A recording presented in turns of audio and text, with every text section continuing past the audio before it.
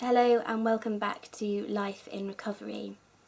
Did you know that the collective noun for a group of pugs is a grumble? Well, this video is all about some things you may experience and how you might be able to deal with them if you're slowly getting back to being up on your feet after being bedridden or bedbound. And people with long-term conditions or chronic illnesses can find that their condition or illness confines them to bed for long periods of time, so that's weeks or months or even years, and obviously this can have a severe impact on both your physical and your mental well-being. And this will mean that once you're feeling a little bit better, it's even more difficult to get moving and get up on your feet. So this film is going to focus on some of the more obscure and less obvious stumbling blocks that you may encounter.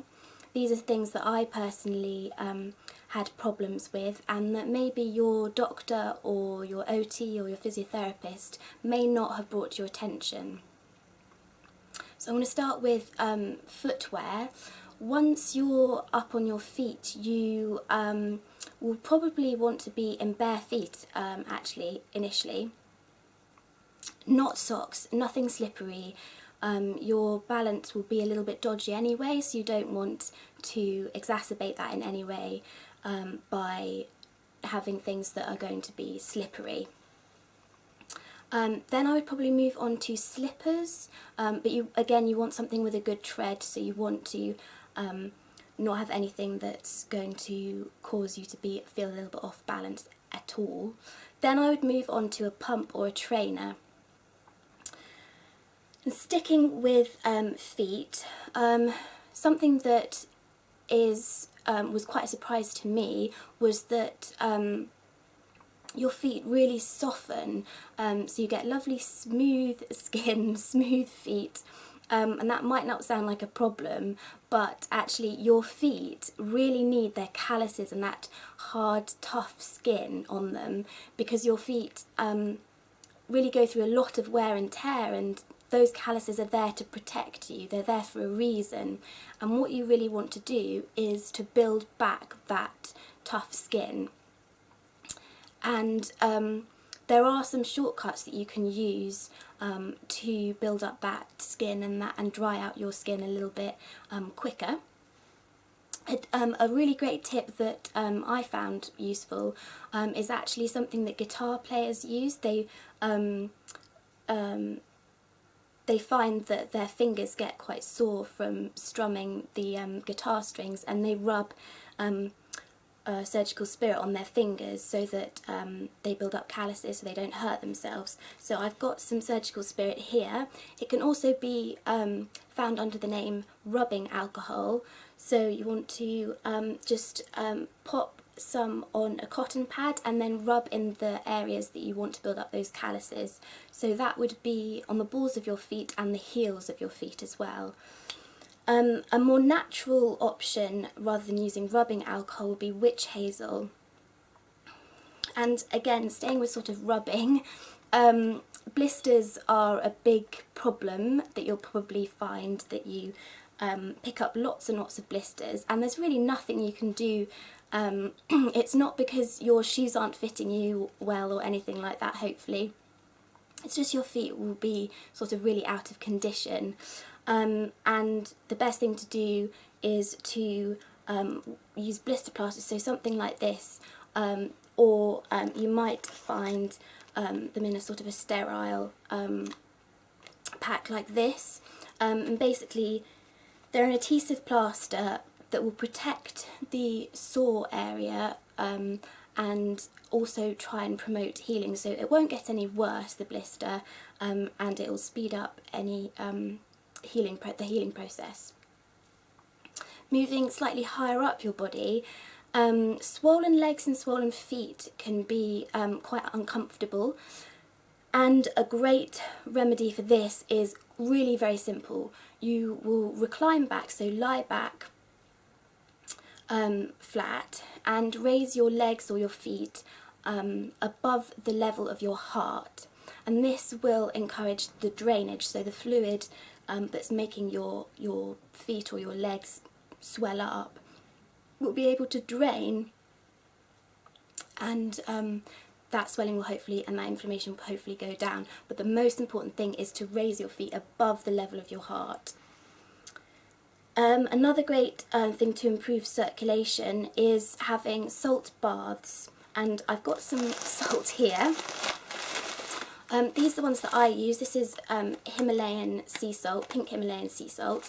You can also use Epsom bath salts or conventional bath salts, and sort of soak in a good warm bath for 20-30 minutes. Really has, well, it has huge sort of health benefits.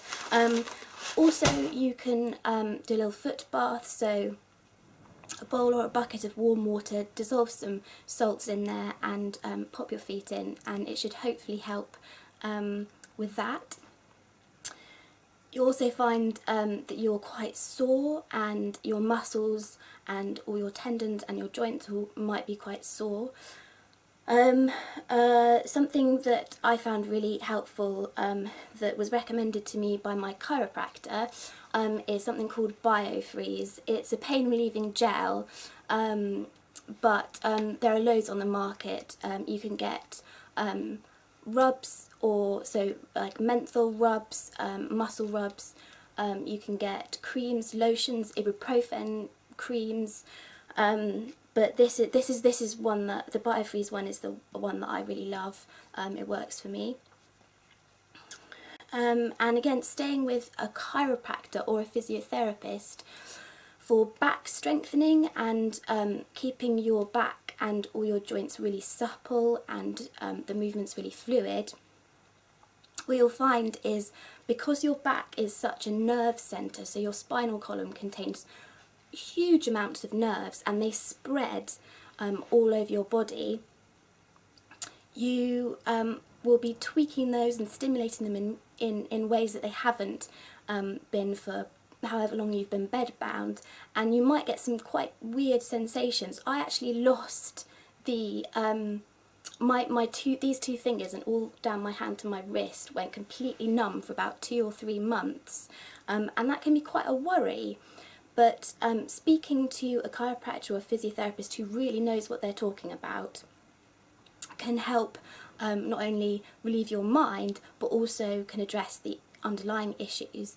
And for me, that was actually my numb fingers were actually linked to my back because of the nerves that spread from your spinal column. Another quite big one is that you may feel quite disorientated. You're literally seeing the world from a different angle. Your perspective is going to be quite shifted, and it can create quite a strange sensation where your surroundings maybe don't feel almost real, and you can get vision distortions where you're not quite sure where things are placed. I certainly got that. I was walking down a corridor and everything seemed sort of it was almost Alice in Wonderland type of situation, where things appear very big or things appear very small, and you're a bit sort of disorientated. But that will subside in time.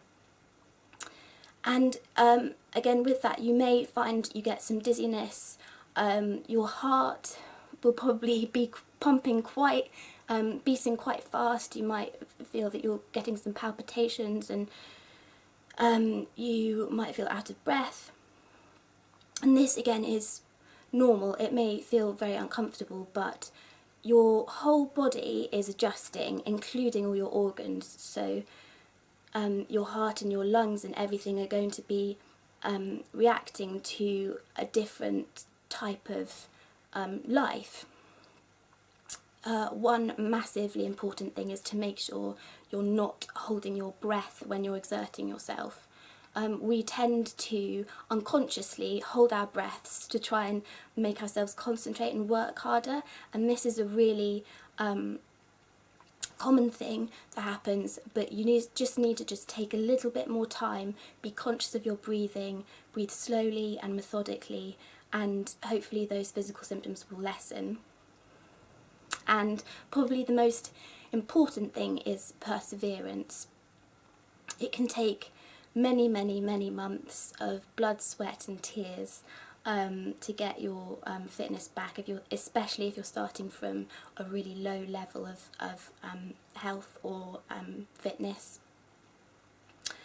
And I would say start slowly, so set small goals, small achievable goals, and with your walking increase the distance over time, but consolidate your progress as well.